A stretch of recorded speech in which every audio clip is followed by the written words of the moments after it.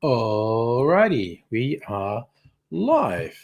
And in fact, I was very quickly checking something because I was talking to Aidsy a little earlier, and I just need to very quickly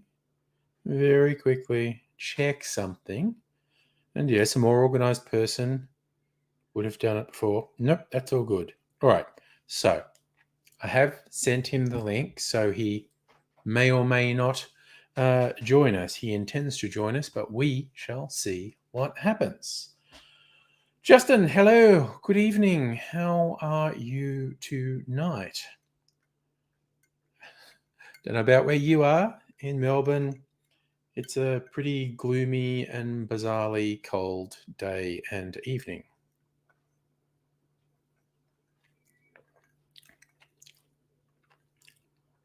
Man, that's good.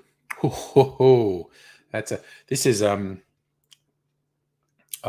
from a bottled rum old fashioned I've made my own sugar syrup to go with it. There's like 4 different rums, at least 4 different rums in this.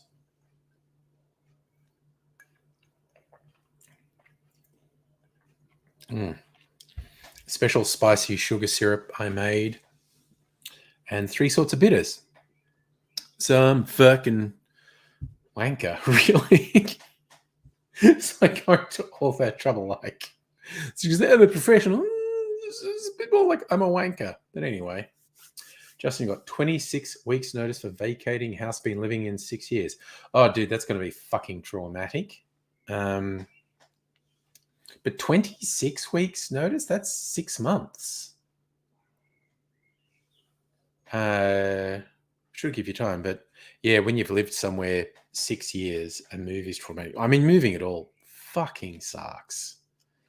My last move was after 10 years, and it's one of the worst experiences of my fucking life. Now I've been here 4.5 years. Fuck knows when we move from here.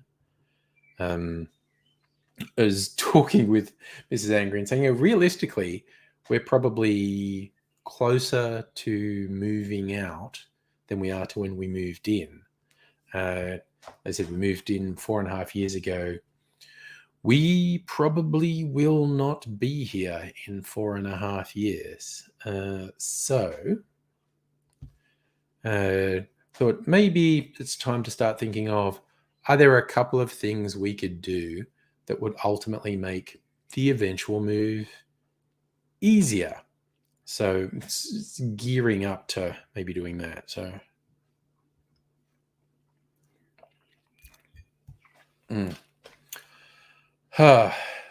yes, while I'm a believer in cross that bridge when we come to it, I mean, if you can do preparations to make the bridge crossing a bit easier, why not do it? Yeah. Oh, well, Justin, you've got 26 weeks to clear up clutter. Last time I moved, tried to clear up the clutter in 2 weeks, which I actually thought would be plenty of time. Turns out, not so much. It actually wasn't a real lot of time. And it turned into a horrible crunch. And it just fucking sucked. But hopefully learning from that experience, and I feel a bit confident I know what to do to avert the horror next time. But yes. Fox, we have not yet made an excursion to Luxbrew. But that's the thing we can do now. Maybe we'll do that one weekend, actually. Road trip to Luxbrew.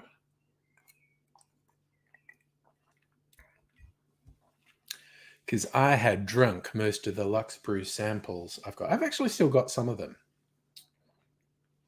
I had drunk most of them, though.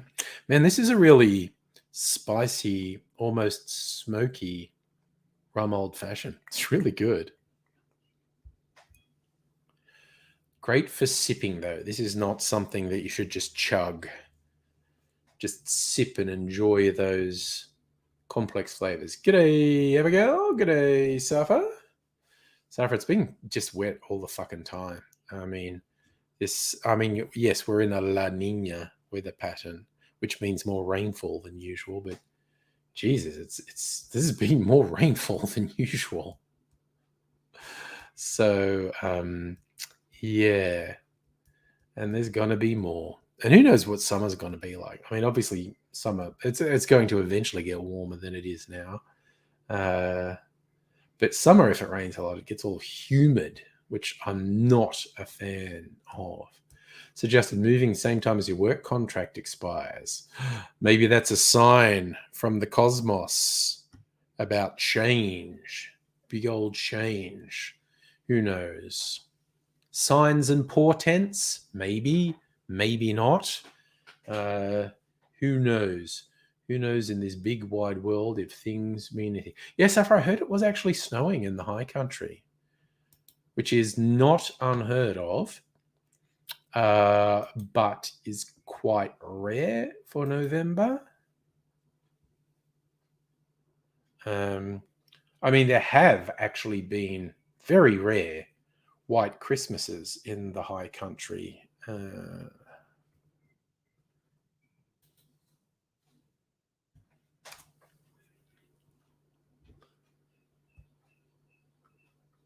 I'm looking at the moment for some ideas for a margarita because I'm going to taste test some new tequila later. Good. All right.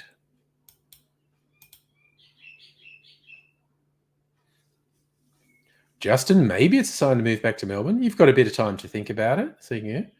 Music Over LARP group cancelled last week because the field got flooded. Yep. Of all things over the last 18 months that have caused things to be cancelled, friggin' rain and flooding is not necessarily at the front of your mind. Celtic, hello, I'm fine. Aidsy may well join us. I talked to him earlier tonight, and he does want to join and at least say hello. He might not be here long because his leg is fucked up, really fucked up. He might be in hospital by the end of the week to have chunks of diseased flesh cut out of his leg. Something he's unfortunately familiar with. So I've got a haircut. Nice. I don't know if I want a hair. I think, I'm just growing it. I want to keep growing it. I want to be able to do a ponytail where I can tie the front back. It's not quite, in fact, will take a couple, if I don't get it trimmed, will take a couple of months for the front and sides to grow long enough to tie back. The back I can tie back now in a little knot.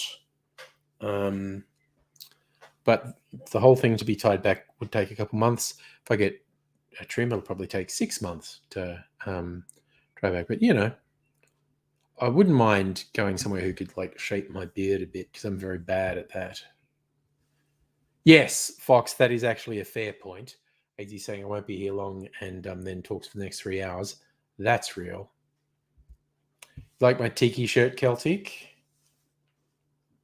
It's one of my almost 20 cocktail shirts. I got another new one yesterday. I'm not wearing it yet because I like to wash them before I wear them. Because who knows what fucking chemicals they have in the factories where they produce them. And I think I'm due to get one more at some point. Might arrive this week. Might arrive next week. Might take longer than that. Who knows? It's a friggin' mystery. Yes. Is it suffer driving behind a single cattle cart today? No, that isn't fun. I agree. And that's a good question, Celtic. How does Aidsy mentally deal with constant illness? Well, when he joins us, I think we should put that question to him because I think he would explain it far better than I do. because there's definitely a particular mindset required to not like lose your shit, essentially.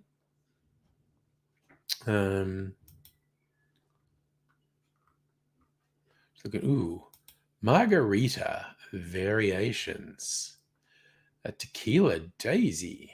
So Margarita, there's a whole group of drinks called daisies, and Margarita is actually daisy in Spanish. So there you go. So a daisy in olden people don't really talk about drinks being daisies anymore, but a daisy in, like, people would say this early 20th century, is spirit, lemon juice, orange liqueur, splash of soda.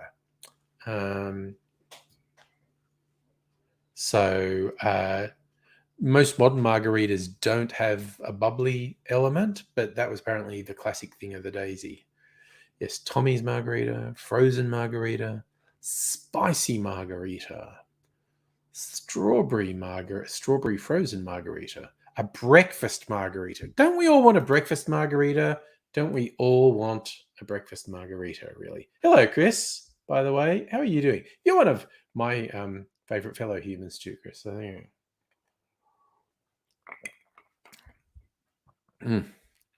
Man, I'd been really looking forward to tasting this. I made this rum old fashioned 2 days ago, and I just let it sort of. I wanted all the flavors to combine in the bottle for a couple of days. It's pretty good. I need to get a barrel. I need to get I'm putting this in here, but apparently you can get little barrels that you can age your drinks in. It's good for aging cocktails. Because it absorbs flavors from the barrel and becomes a whole new thing. I need to get one and like do some barrel old fashions. Philip on Facebook, thank you for the positive vote for breakfast alcohol. I still think it's funny that there's a whole range of cocktails people call breakfast things, a breakfast margarita or whatever. It's fucking funny. Yeah, Justin, good call. It's a drink for the holidays, Christmas morning. Breakfast martini. Classically, with these drinks, they call like a breakfast martini. It has marmalade in it. It's like your standard drink, and you put some marmalade in it. And that's the joke because, breakfast, you have marmalade on toast. So if you put marmalade in your cocktail, it becomes a breakfast cocktail. So yeah, a breakfast margarita is a margarita with marmalade in it. Black mole. I guess mole.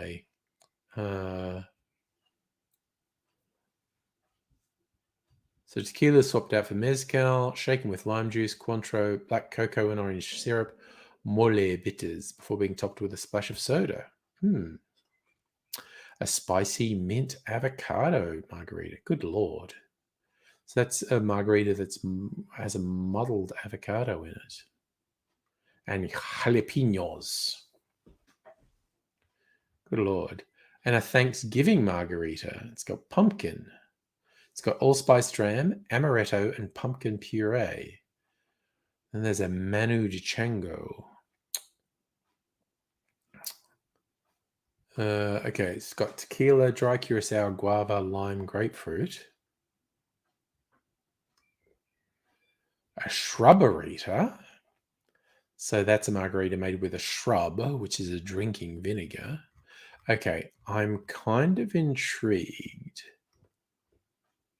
by the Thanksgiving margarita. So they're saying, okay, ginger, sea salt, tequila, allspice dram, amaretto, pumpkin puree.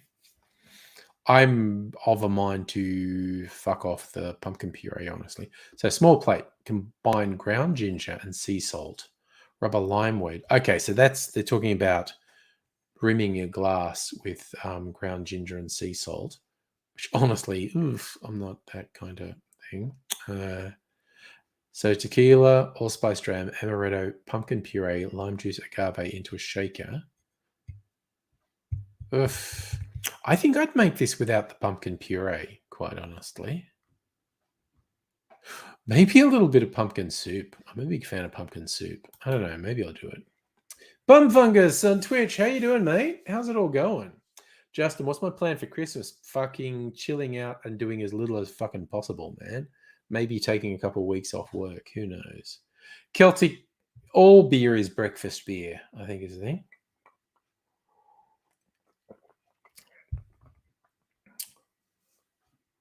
Oh, yes, after those fuckwit lunatics doing their protests on the steps of Vic Parliament. They're just fuckwits. Bum Fungus. I'm almost finished. This is a rum old fashioned I made. I made a bottled rum old fashioned. Keep it in the fridge so I can just pour it out. It's got 4 sorts of rum in it. A very special sugar syrup I made. Very spicy sugar syrup with raw sugar and cinnamon and cloves and chai.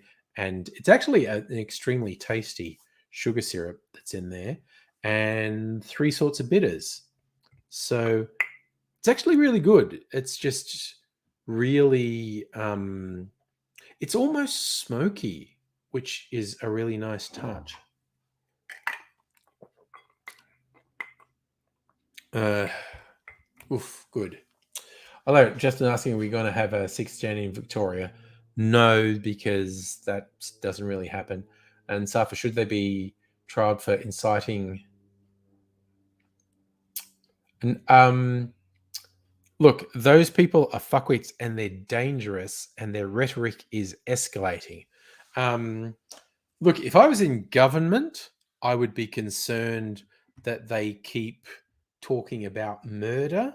But what I'm more upset about is these fuckwits who are still doing the anti-fax, lockdown shit.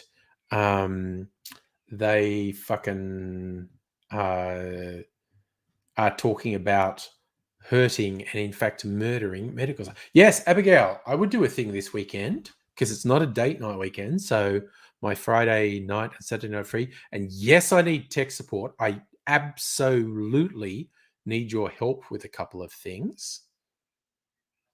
So if you wanted to come over on Friday or Saturday, that would be a thing because I fucking absolutely need tech support. And also, I need to probably pay you back for martinis. And, I've got beverages. Or if you want something to take back to your place. All right, cool. Abigail, we're doing it on Discord. Okay. So that'll be fun. That means Abigail's coming over for a stream on either Friday or Saturday. We'll sort it out and it'll happen. But yes, Abigail's my tech support guru. Yes, I need to pay Abigail back for some margaritas. No, well, they were margaritas. They were martinis. They were things that start with M on Halloween.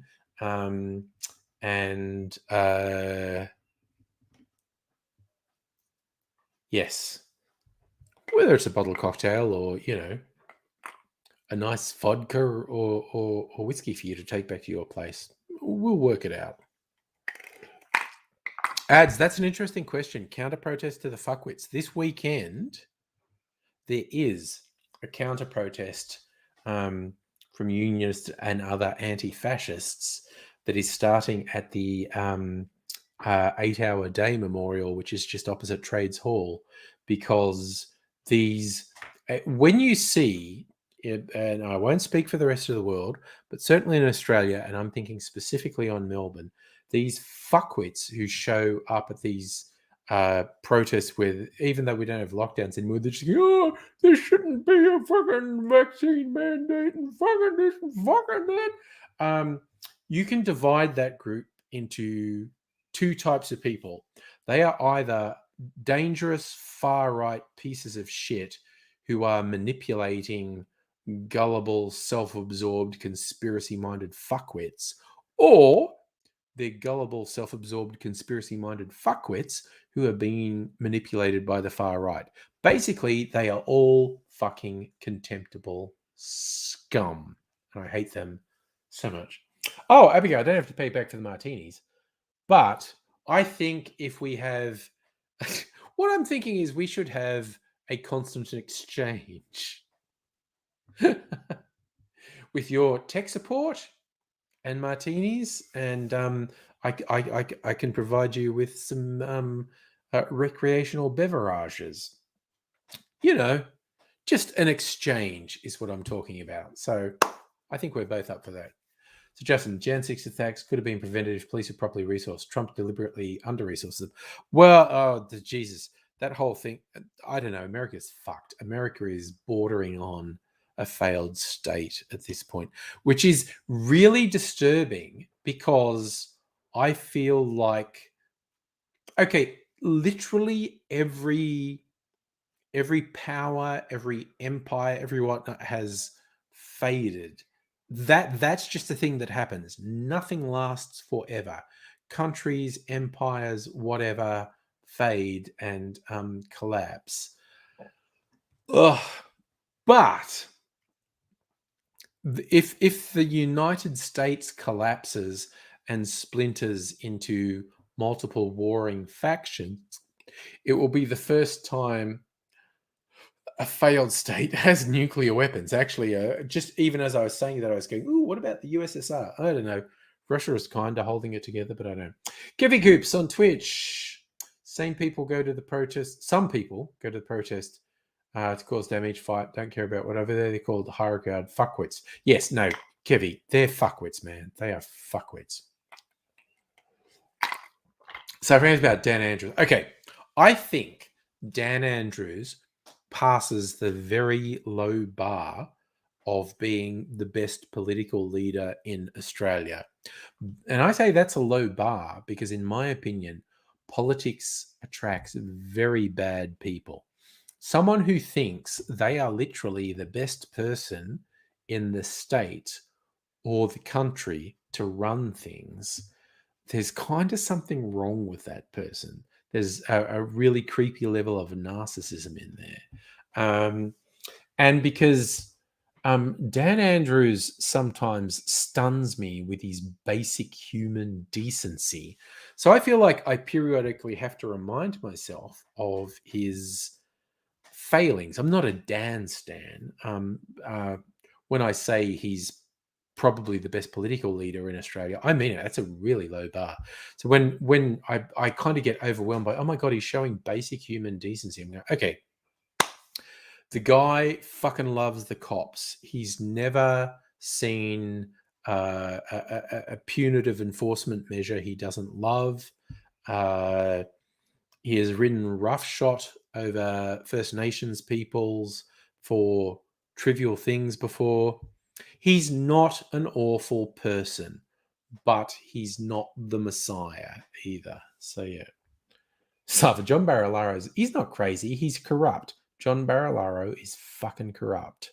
Any proper investigation into John Barilaro would reveal he is deeply corrupt. And hello, Michael, by the way. Chris, you're visiting Canada. The second my car, your car is fixed. Oh, God, your mum wrecked it. Oh, my God. You're looking at the bare minimum of freedoms. Nice.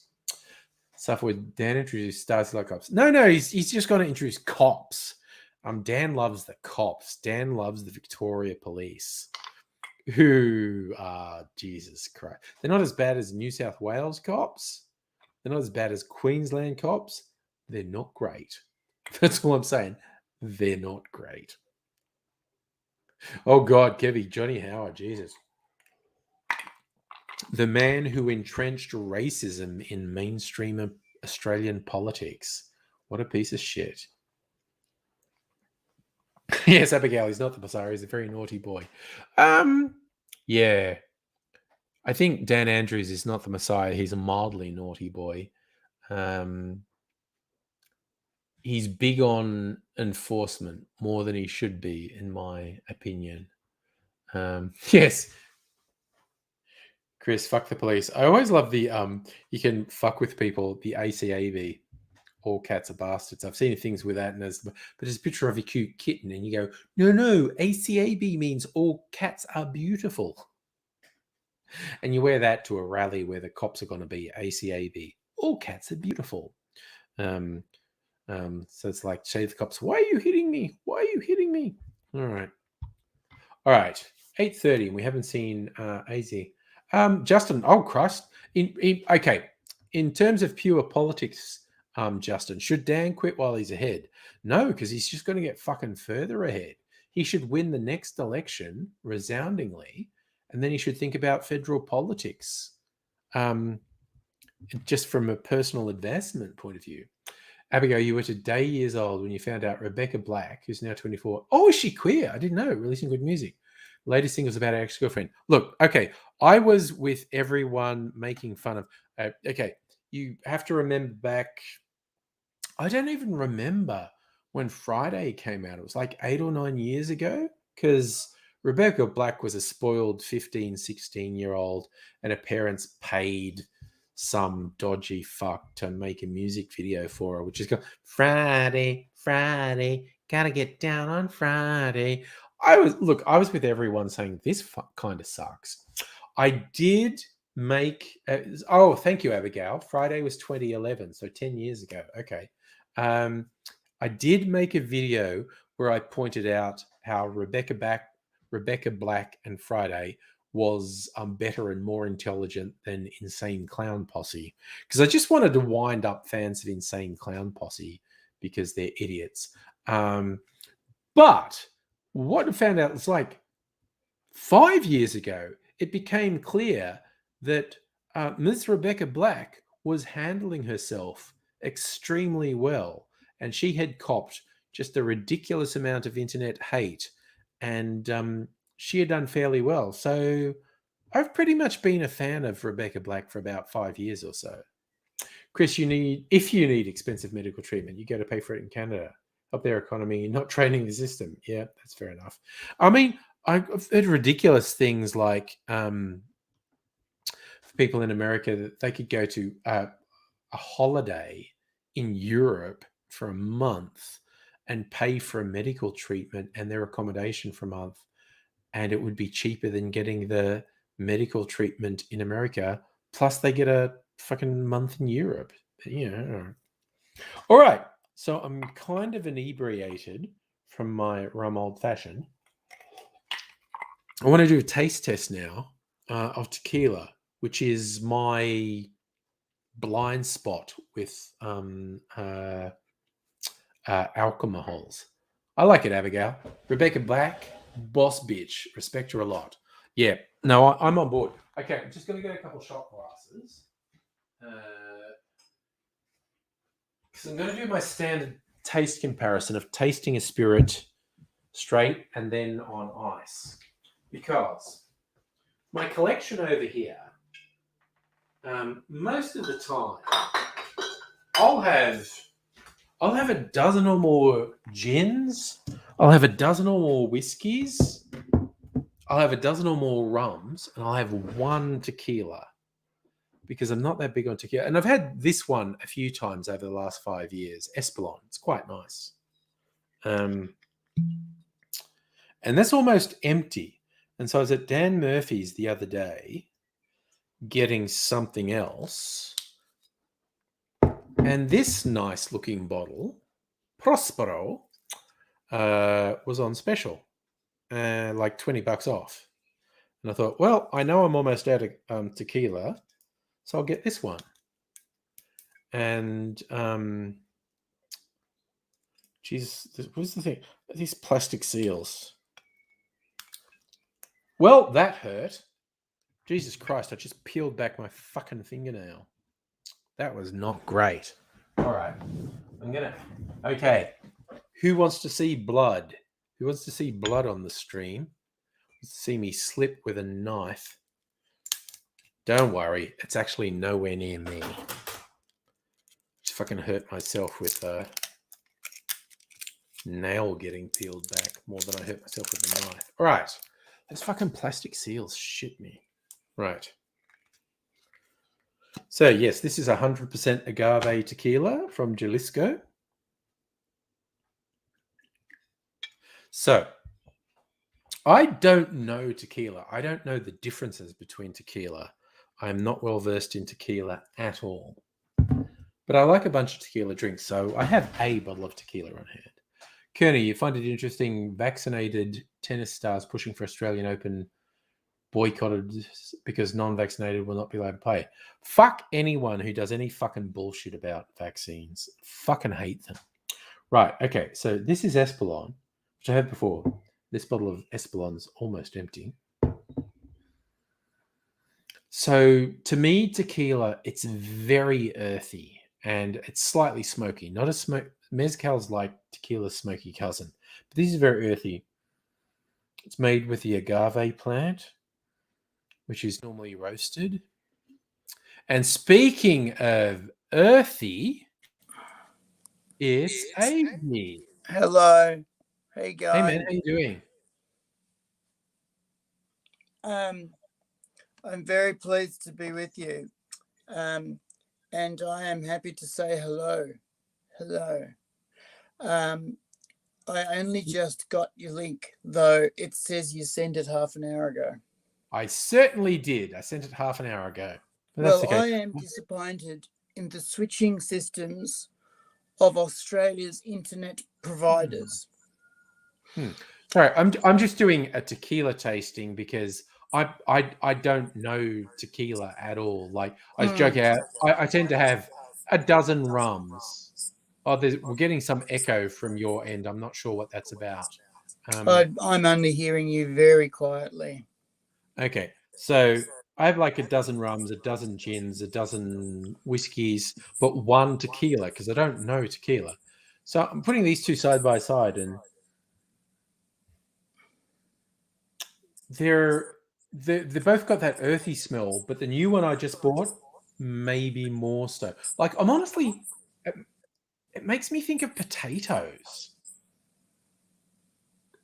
Yeah, it's kind of like a cooked potato smell to me, which I'm not sure tequila makers I'm trying to work really out say why that would be.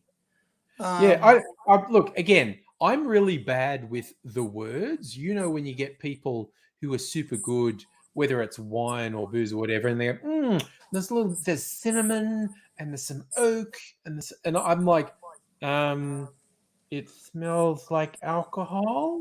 There's some bespoke countertop in there. Yeah, exactly right. I can tell there's some scroll work happening in the filigreed dill.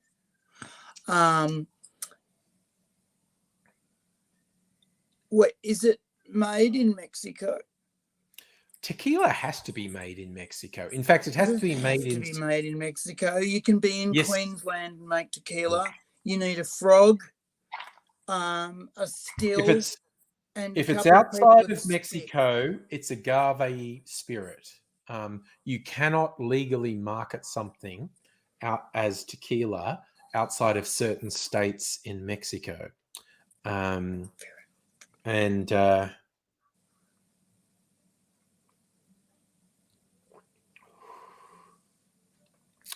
a very mild taste. Like I think tequila has a reputation of being sort of full on and nasty and whatnot. But I actually think it's very brutish on the alcohol side. That's all that is. It's very slightly smoky, like not like mezcal, which is super smoky. And it's lightly sweet. It's very lightly sweet and just got a very gentle sort of barbecue smoke flavor in it. And hello, Kirsten, by the way. All right, so I tried these two because my existing bottle of tequila was almost empty. So I bought a new one that was on special at Dan Murphy's. Also, neat bottle. It's an hexagonal bottle. I'll probably keep the bottle when it's empty because it'll pack nicely. Rather nice hexagonal bottle. Now I'm going to try these with ice. So I don't know. Yeah, okay. You're really struggling a bit. And I did give people a very short version of your current scenario with who knows what's happening with your leg and will you end up in hospital. But I was actually interested in what you would say in response, if you're up for a response to this. Celtic King did ask how, like, mentally and I guess emotionally, you deal with chronic pain. What's your, because you've been dealing with chronic pain for 20 something years now. Yeah. What is the approach for you to managing that? I was about to go on a long tirade of bullshit, and I thought, don't do that. Be fair and reasonable. Okay, so there's two main things to do mentally. And there's two approaches to pain generally, right? There's acceptance or escape. All right. So acceptance is when you sit with the pain and accept it and be okay with it, which is currently the sexy trend for how you're supposed to manage pain, because we don't control pain anymore, we manage it. Right. I, on the other hand, am not into managing shit or accepting anything. I'm into control and destroying. So that's escape, and you can do that pharmacologically very well. Or you can basically tune responses to nerves as they come in. Okay. So what pain is for is to tell you to pay attention to a certain part of your physicality because it is injured and needs a response. So pain's all about going, you have hurt your face and you need to stop bashing it into a beehive. And and then you go, oh, right, if I stop bashing my face into a beehive, perhaps it'll hurt less. And it does. And so what pain's very good at is getting your attention. And if it don't pay any attention to pain, it ups the nociception of itself until you start paying it attention. So when you leave it alone, pain gets worse and worse and worse and worse. It also is dependent on your mood. You have to be in a bad mood to feel pain.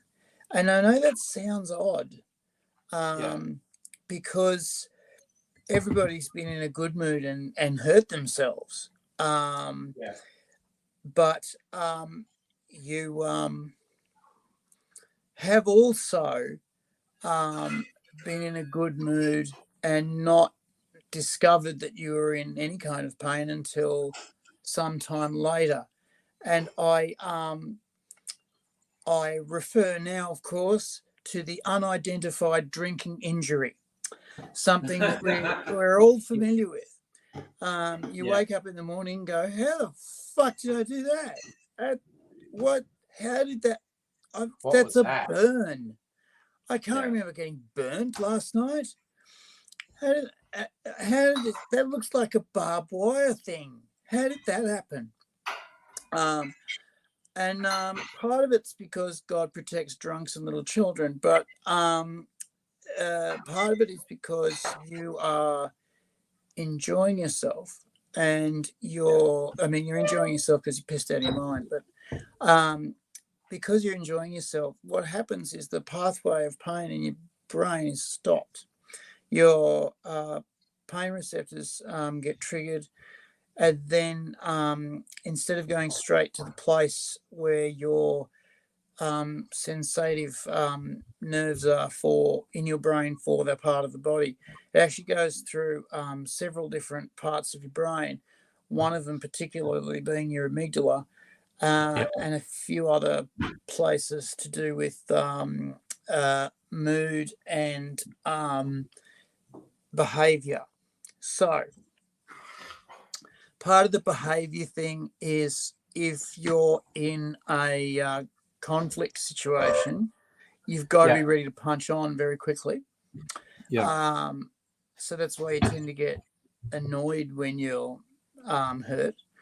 The other part of longer term pain is you get depressed and down. And why would you do that? Well, the actual function of human depression is a mild one. It's actually to make you go to sleep. It's not supposed to just make you feel miserable and life threatened. It's actually only supposed to be a mild effect. And it's supposed to kick in after you've had something to eat at night, in the cave with everyone else and the fire's going, so that you curl up and go to sleep. And in the dark, you don't go wandering around and bump into things and fall off cliffs. So you're supposed to feel a bit blue and then just crash. When you're hurt long term, you're supposed to go into a corner of the cave because you're supposed to want to be on your own. There's a reason for that too. You're supposed to go into a corner of the cave and lie down and go to sleep and let your body heal. Why do you want to go and be by yourself when you're hurting? Also when you're down and depressed? Why do you want to do that? It's another genetic function to stop you infecting the rest of the tribe with what you've got. Also, it's a thing that happens with people not wanting to be around you when you're in pain because they don't want to infect themselves with what you've got. So they'll look after you, but only in stits and farts. They'll leave you in the corner of the cave to sleep it off, and they'll come and bring you something to eat and something to drink. But they'll leave you there. So mentally, how do you combat all this? Because we don't live in the cave world anymore. We live in the modern world where we can't act in those manners. First thing to do is to raise your mood, to raise your feelings of joy and happiness. So you lift your mood. That's very important because you can knock a couple of points off the pain score straight away just by doing that. The other thing is to move around a bit, not so that you're continually damaging the thing that's giving you the long-term pain, but so that you don't stall into motionlessness.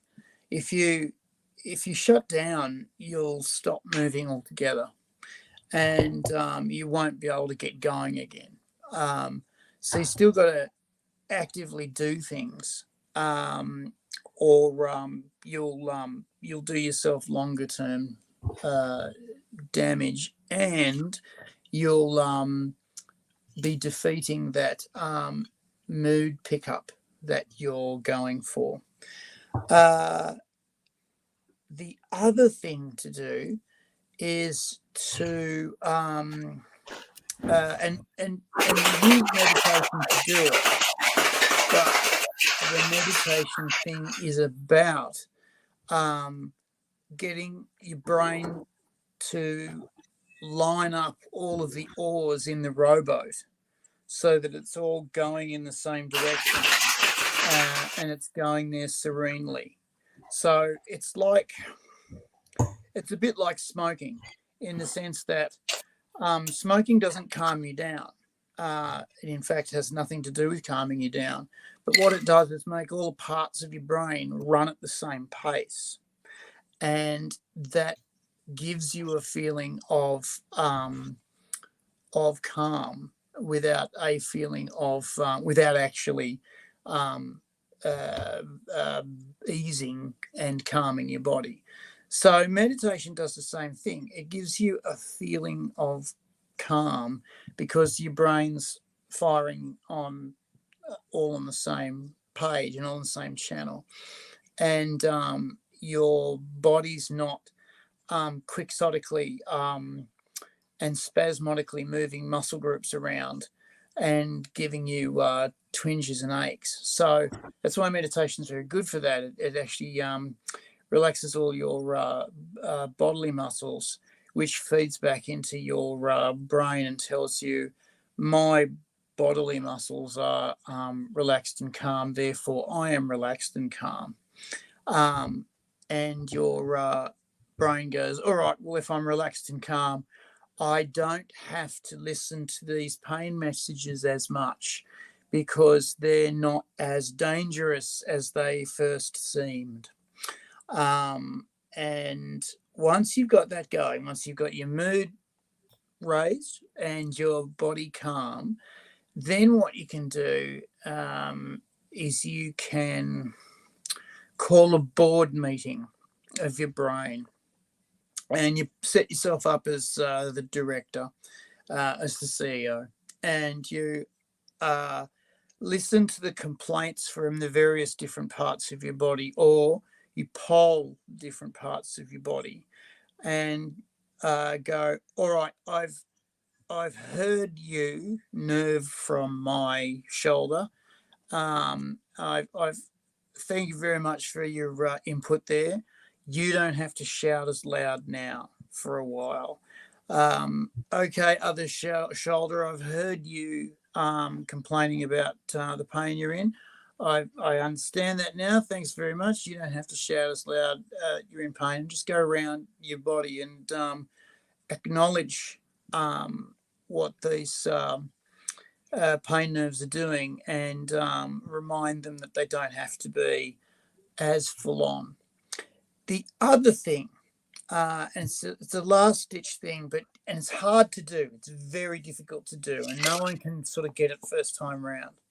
Is your body actually only has enough chemicals in it to feel pain for 20 minutes at a time, and then it actually runs out of the pain-producing chemicals, and it has to wash off your synapses of those chemicals and recharge all the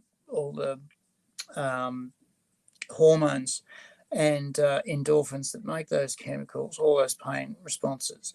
So recharge all those glands and processes, and then hit it again. So every 20 minutes, you get a 30-second to 1 minute break. But your brain doesn't recognize it. You skip over it without acknowledging that it was there. It's a little bit like watching a movie. You're not seeing a moving picture. You're seeing one picture, a still frame, but they're moving past and changing fast enough so that you convince yourself that you're seeing a moving picture.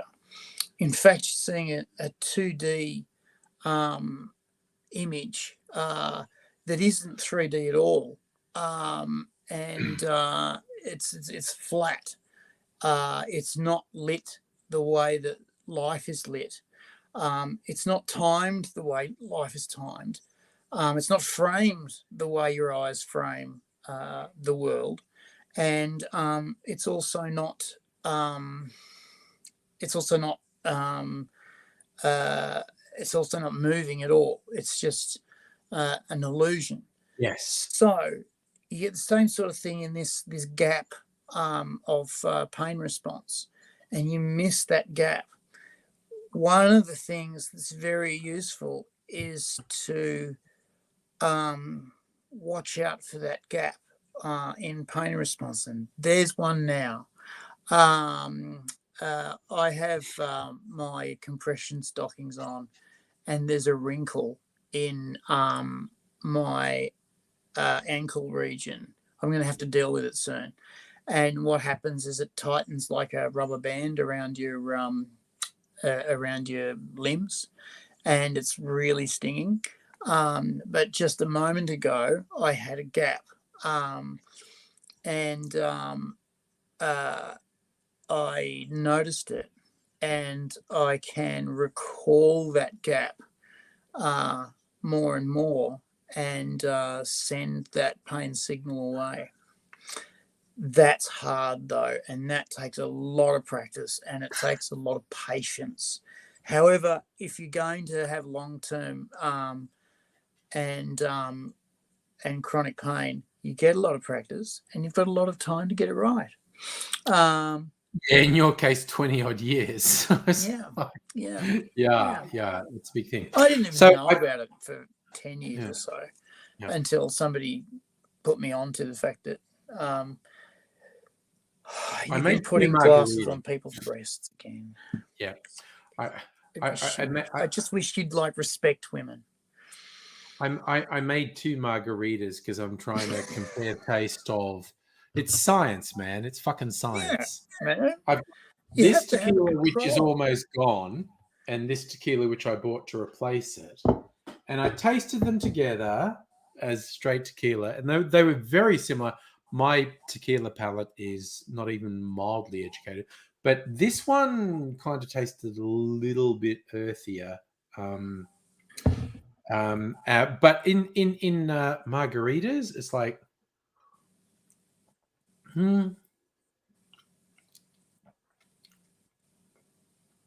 they're just there. I mean, I like a margarita. A margarita is a fucking fantastic drink. This is why I only have, as a general rule, I only have 1 tequila on hand at a given time because I'm not that into it. I can't tell. It's because, okay, for those who know, tequila is made from the agave plant, which is a succulent, or in the vernacular, it's like a cactus, basically. But there's the nectar, like this is agave nectar. This is a sweetener. I got this from Costco. This is designed for cooking. This is like a 1-to-1 with sugar. If you wanted to, if there's a recipe, does it have a stereotypical Mexican on the cover? If you can see, there is a farmer harvesting an agave plant on the thing. I was really hoping for the Mexican. I was really hoping for the what's that? The mariachi look. Mariachi. Yeah, it is not a mariachi out in the field. It's they've actually not gone. So come on. So this sweetener is designed for cooking, and it's like 1-to-1 with sugar. If a recipe says 1 cup of sugar, put 1 cup of agave in. But I use it as an occasional sweetener for cocktails, particularly tequila cocktails. Traditionally, say use an agave syrup as the sweetener, but you can use it. But anyway, so I used agave in these margaritas. But the agave, it's it's a succulent or cactus if you want to be really colloquial, and but like those aloe. If you ever aloe vera is a thing you put on to make your skin nice. But if you've ever got a thing from an actual aloe plant, you can break off one of those leaves, and the sap, for want of a better word, that leaks out of it, you can rub that onto your skin, and it's a great moisturizer straight out of the leaves. So the agave is in that family, but it's very sugary. The sap in it is very sugary. So because it's sugar, you can make a spirit from it because you distill it and you can make There is almost no welding shop or a mechanic in Brisbane, in Queensland, that doesn't have a little patch out the side or front, a little stone garden with aloe vera plants all stuck in there.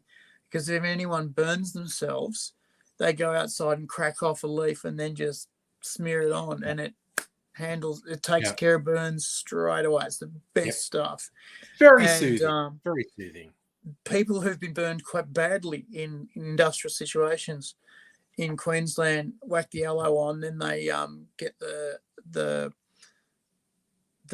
triple O going, and those folks always respond better to treatment afterwards. Always. No one's sure why. They still haven't figured it out, but they just go, do it. It's good. And you can get aloe vera moisturizer, and you can get aloe vera sunburn cream. Works wonders. Not good as a lubricant for sexual. No, because it's a bit sticky. It's actually a little bit sticky. And dries. It doesn't keep going. No, but it's good for taking care of burns. Yeah, post being out in the sun. And you're right. You can eat it, and it's sweet. Weird. Oh yeah, no, aloe is edible. It's definitely most of those succulents are edible, and it's like the agave plant has more sugar than the aloe does. So tequila, the base of it is the agave, but with mezcal, which is tequila's smoky cousin, the slight difference is the heart of the agave is roasted in a thing. So all these smoky barbecue flavors get into it. And then that's what's used as the base for distilling. So a mezcal tends to have a smokier characteristic than tequila. As it was explained to me, because there are all sorts of rules about how you do it, all mezcal is tequila, but not all tequila is mezcal. I think because there's certain rules to be tequila, you have to meet these rules. It has to be from a particular state in Mexico, has to be made from agave, and it's to hide the smell of drugs, so you can throw it over the wall. Quite possibly. Mezcal gets very smoky. When I first drank mezcal, I described it as these things. Yeah. When I first drank mezcal, I described it as like drinking from an ashtray, but nice. And I thought a better term is, like that smoky barbecue meat flavor. It's like that, but in a very potent alcohol. And it's like, that's right. Very potent alcohol. Yeah. I was trying to think of the earthy potato taste you were talking about, and most alcohols are very dependent. Most spirits are very dependent on the water and the rocks that they're grown in. That's the terroir, the spirit of the land, the terroir. People first said that about grapes, about wine. Like the soil you grow grapes in affects the taste of the wine. But as very much Australian distillers have gone, oh, no. If we use botanicals that are grown by the sea, there's a salty characteristic that comes into it. And that's called the terroir, the spirit of the land. The spirit of the land, essentially. So it's the rocks, the soil, and the water that they're grown in. And you can actually pick, for example, Scotch. I'm just saying, for example, Scotch is a good example. Yes. And I've seen people do this with blends. I've actually seen people do it with blends and go, all right, there's a bit of this, there's a bit of that, there's a bit of this, and there's a bit of that, because they can taste the granite, they can taste the limestone, they can taste the volcanic rocks or slate that the water's gone through to make the distilled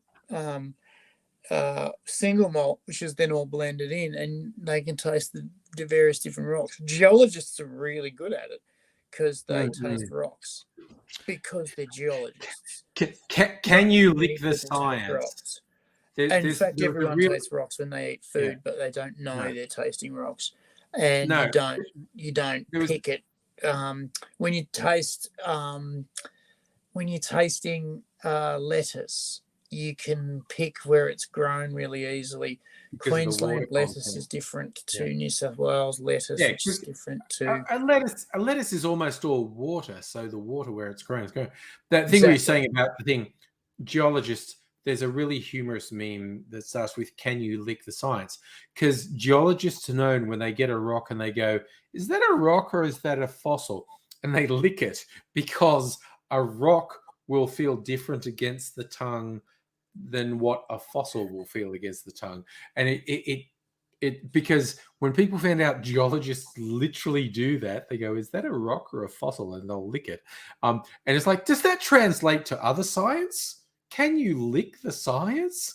And there's a really funny meme where all the different scientists chime in on whether licking their science is a good idea or a bad idea.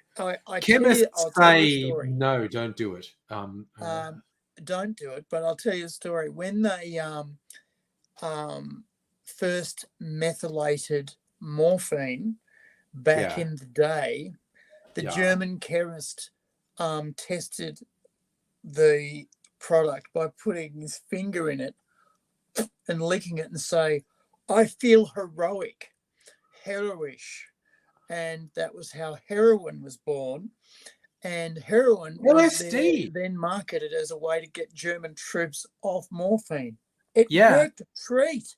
It worked a treat. They seriously believed heroin wasn't addictive when they first developed. It was because they found cocaine had become a thing. Addicted to morphine got off the morphine. Yeah. When they were using the heroin. Yeah.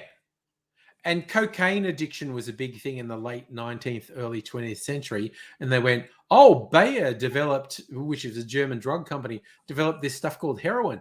Get you off the cocaine, no problem. Definitely not addictive. Definitely not addictive. And it's just like, fuck me. Not a problem. Fuck me. But also what you're saying about it, the guy who discovered LSD, he actually, when he synthesized it in a lab, he took a dose and then went, I'm just going to ride my bike home, and started tripping balls halfway home. Look it up. Look it up online. The guy who invented LSD, he invented it in the lab, took a dose, which again, in terms of milligrams, 5 to 10 times more than you would take now recreationally. Yeah. He thought, that's a tiny dose. If you can see what you're taking from the crystal form, that's too much. Yeah, no, he's going, that should be safe. That's a tiny dose. And then he rode his bike home and started tripping balls up. And he wrote a diary. His diary entry is fucking hilarious. You can find this online. I have seen the diary entry. Oh my God. You can read it, but the writing gets progressively more difficult to read as he's tripping balls. His writing gets more angular, and he starts to get into the shapes of the characters on the page, and forgets to diarize what he's feeling, but then gets back into it later, and it's like it's fucked up. The guy who invented MDMA wanted a drug to use for couples counseling, and wanted to basically get couples who were not happy with their relationship and give them some MDMA each, and get them to talk about each other in a new perspective. And he synthesized his drug, put it in the freezer to dry out, and then cracked off a bit to test it, and walked through his garden, taking what we would consider to be 8 to 10 pills. Yeah. Just. Oh. No, I stumbled on this thing on YouTube. There's a series of videos. Apparently, it was a series on Comedy Central called Tales from the Trip, where various celebrities talk about stories of their past about hallucinogens. And there's some fun animation that's done with it. And it's pretty well. And particularly my favorite, someone I didn't know who they were, but she's telling the tale of when she she boofed MDMA while taking trips at a party with a stranger. And boofing is sticking it up your butt. Shelving it. Yeah, shelving it. In Australian terms, it's shelving it. And she's with this guy that she's, just started a thing with, and he invites her to a party, and they've taken acid, and so they're tripping, and they arrive at this party, and everyone else has said, we have boofed MDMA. We've got these quite strong MDMA pills, and we've stuck them up our butts. You should too. So she and this guy that she barely knows go into a bathroom to stick MDMA up each other's butts. And she's going, thinking this is a terrible, and it's hilarious the way she describes it until half an hour later, where it feels like Jesus arrived in my butthole.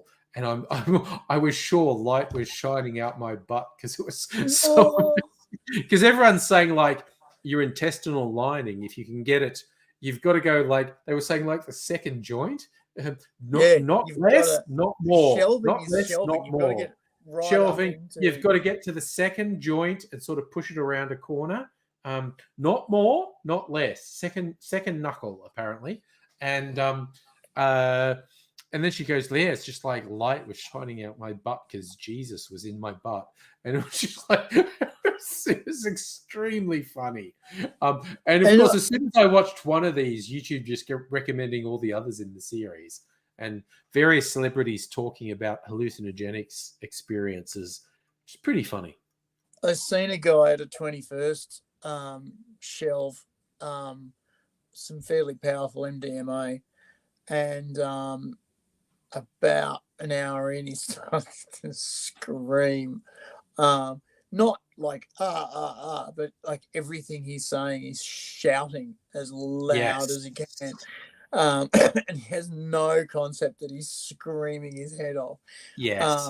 But you do tend to lose knowledge of that, yes. Yeah. And every about 50 minutes, he just broke down laughing, and then kept on talking, shouting. And people were talking to him, and he liked to be shouting answers back.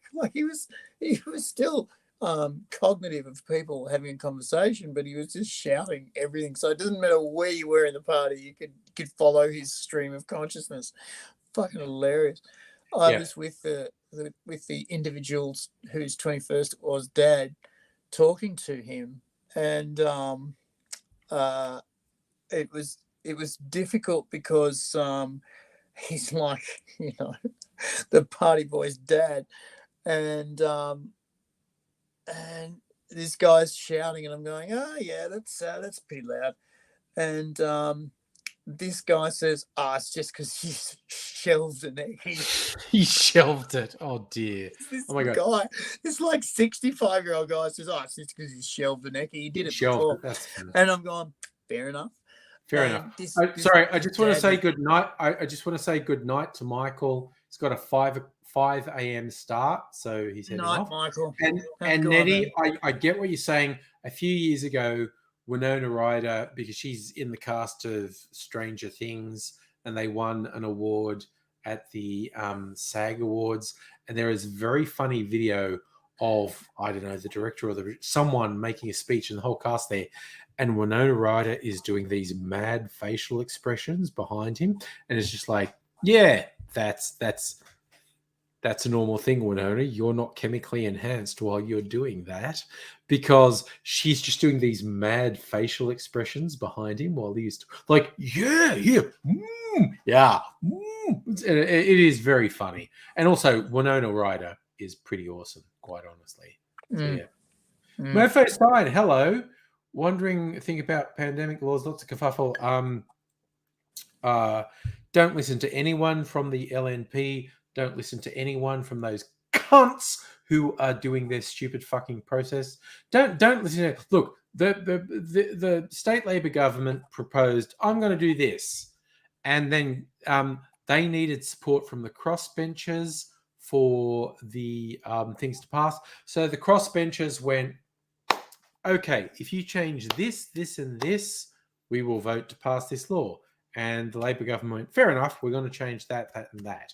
Okay, that's all you need to listen to. So the Labor government went, we want to change like the Premier's power to declare a pandemic and declare emergency powers. So it's this and blah, blah, blah. And everyone's going, cool, cool, cool, cool, cool. The crossbenchers went, yeah, you kind of went a bit far. If you modify this, this, and this, we'll vote in favor. That's who you listen to, the crossbenchers, because they're the ones the government had to do. You don't listen to the LNP because they're a bunch of cunts. You don't listen to the various lobby groups who are just mouthpieces for the LNP because they're just cunts. You particularly don't listen to the garbage trolls who've been protesting because they're beneath contempt. But yeah, it's what's pretty spectacular though is the shit they've come out with is so very easy to debunk that it's first page internet research stuff. It's not even hard to do. No. Right? It's like you look at it and go, that can't be right, and then you go looking for where's this come from, and then immediately straight away.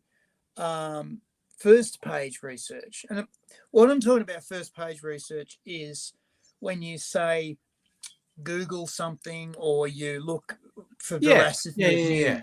And remember that Angry and to an extent myself have for years had to look for veracity of news. When we were doing stories for the show, we would have to check to see if the news we were talking about actually happened, where it happened, who was reporting it, was it real, was the point of view real? Because, you know, you can't turn around and say these guys are a bunch of cunts if they haven't done it. Justin Trudeau was really scorned for a long, long time for things that he didn't do. And when he got no money and got told he had to produce all of these things with the no money, he did, and then got fucking hammered for it. Thanks, guys. And so that that was actually trickier to get through because they hid a lot of that in accounting. But what I'm talking about first page research is when you go, here's a statement that someone has made, and you look on Google, which is easy place to get QAnon material from. But the first page says, here is an act of Parliament. Here is the actual words someone said. Here is a recording of what someone said. That's always beautiful when you can get televisual or sound recordings of what people said, like not someone reckons they said. And in Australia for a long fucking time now, and for a while now, there's been a lot of, I reckon this is what this bloke said. And it's like, well, that's not a primary source. That's you saying that someone said. And for a long time, politicians, especially in the States, but also here, said, oh, no, that didn't happen like that. And you go back to the actual news bit where they said, we're going to do it like this. And I say X, and then later on they go, oh, I never said X. I said Y, and you go, here's the fucking the interview where you said X. Two Tonks Tony, just a fiend for that, and he was first page research material. It's probably why we did so much of him, actually. He was first page research material because he'd say, oh, blah, blah, blah. And you go, no, I seem to remember that's bullshit. And then you'd go and look at it and go, yep, there it is. There's him lying again. And I remember we had a big thing for a few months going, why is he still the Prime Minister when he's lying? It's illegal to lie to the Parliament, and we found out it actually he is. didn't actually lie in Parliament technically, because you're allowed to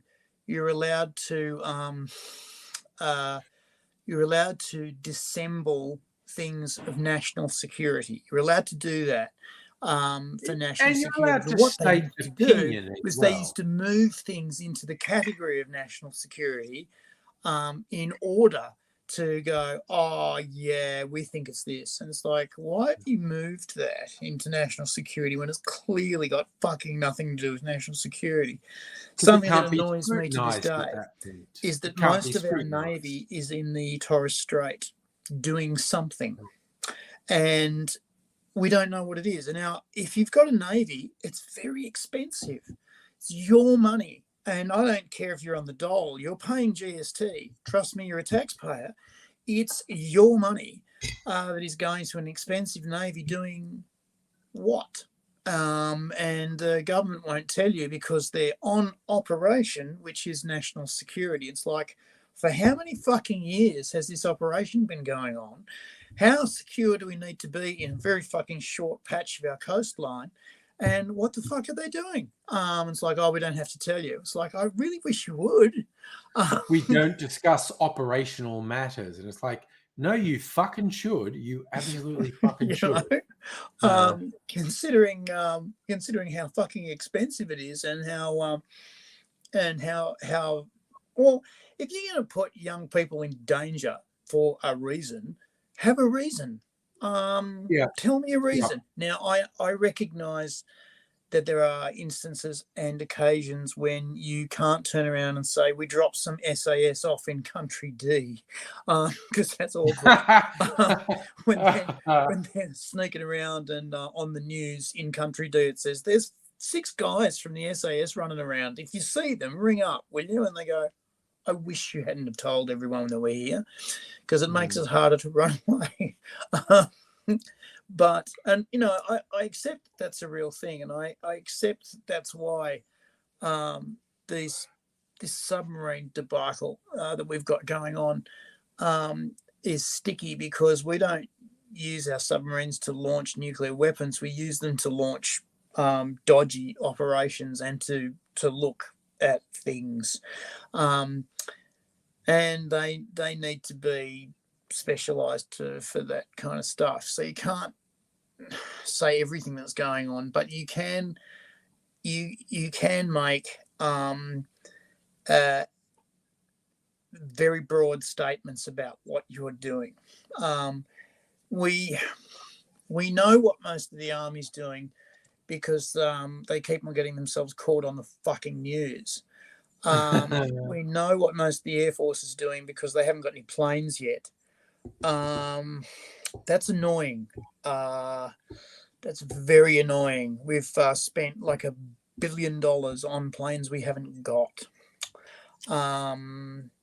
Yes, that whole investment in that next generation fighter bombers is just like, yikes. Yeah, that's awkward. However, happily, there is a comeback.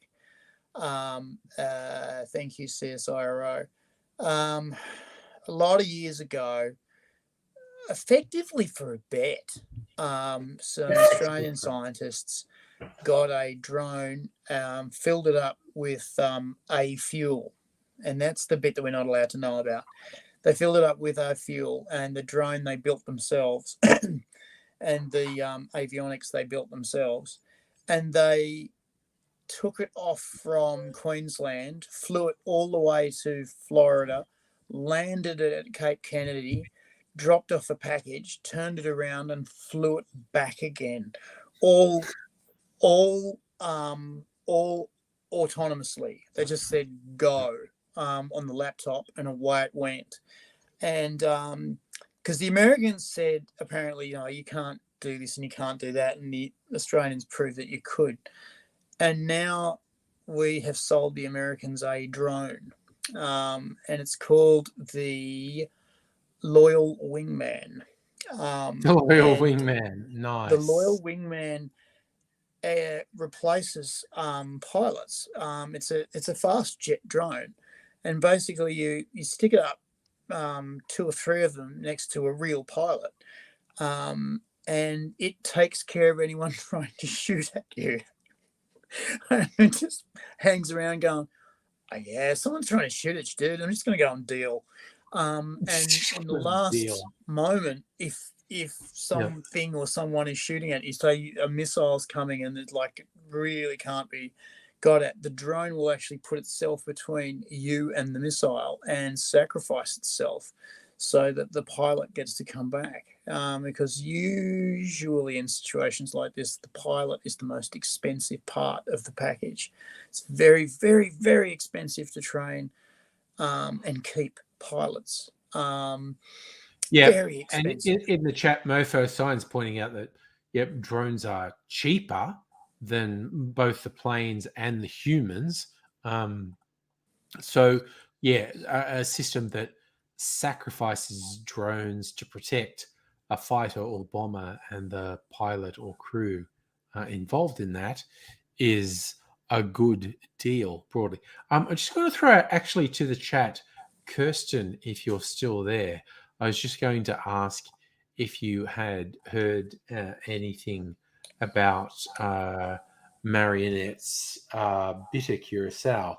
And I ask that because as I was making a margarita earlier, I used most of my orange curacao. So I need to order some more.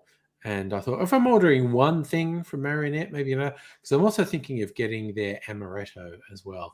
But their bitter curacao, I want to know, because if it's as bitter as Okar's Island Bitter, that's too bitter for me.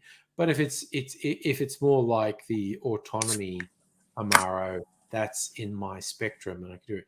And Abigail, you make a good point with the drones. They're not just cheaper in cost, but morally cheaper. Well, yeah, you get into a very weird thing where death is rained down on people by someone who is sitting in an air-conditioned office in an urban center and is sitting there with a joystick going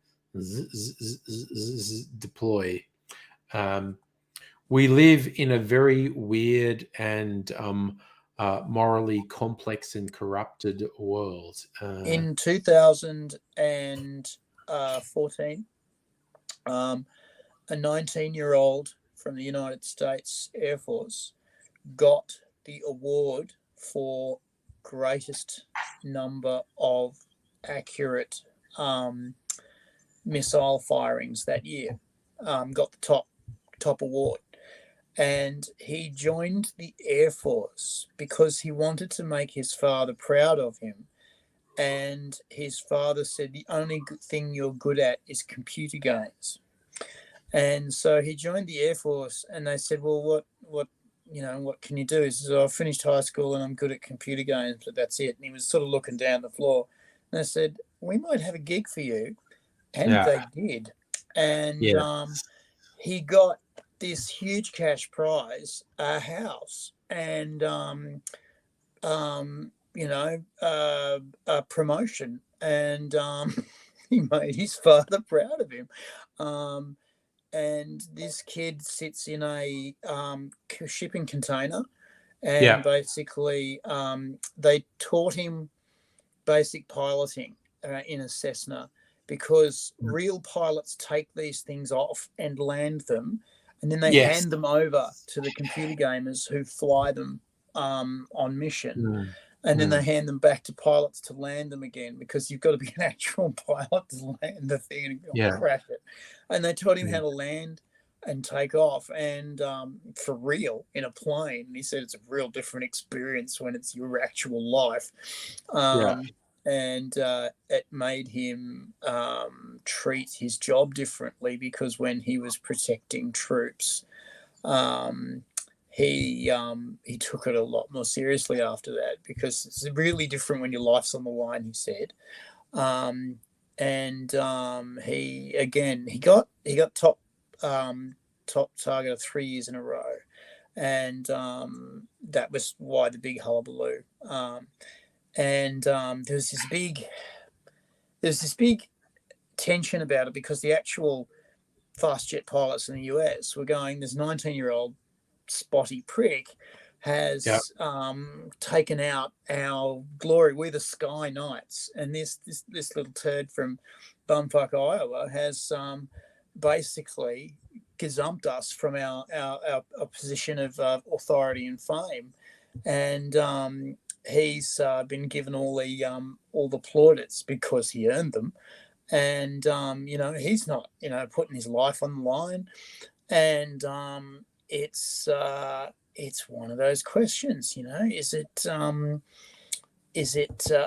the thing is, this has happened before, right? When gunpowder came into Japan, all of a sudden samurai knights were being shot by peasants, and Yes. they were furious. They were fucking outraged that they were being killed by nobodies, because these samurais would ride along the battlefield screaming out their name, basically looking for a worthy opponent to fight.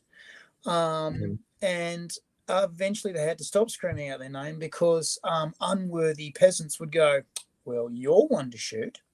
And they but it even predates that. English longbowmen, who were the peasants, they were just trained after church every Sunday, do your longbow practice. And that wasn't target shooting. That was range shooting. That was make the arrows land at 100 yards, make the arrows land at 200 yards, make the arrows land at 300. And because the idea is hundreds of longbowmen, just in thing when the knights, who were the aristocracy, because there's the fucking French, that's always who the English were fighting, and the French would not allow anyone who is not aristocracy to be mounted, and so a mounted cavalry are coming at this English force, and these commoners would just go, and the commander would just go 300 yards for term, and hundreds of arrows would rain down on this advancing cavalry and take them out. It was described as making daylight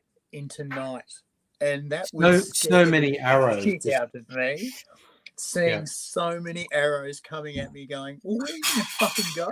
How are you going to run from that? There's nowhere to go. It's just like so much, like, death pencils coming at you. You just go, oh, I'm fucked now. One of the most notorious engagements like that was the Battle of Crécy, and I forget when that happened. It was one of the times when England was at war with France, and there's been two of those. Yeah, the English had invaded France, and they were basically going around being horrible bastards and pillaging and whatnot. The English? Yeah, I know, right? And then they suddenly realized, okay, we have now pissed off the aristocracy enough, because peasants are told you don't need weapons, we will protect you. But if these bastard English come in and just pillage city after city, because they're moving really fast, and the aristocracy goes, okay, here we come.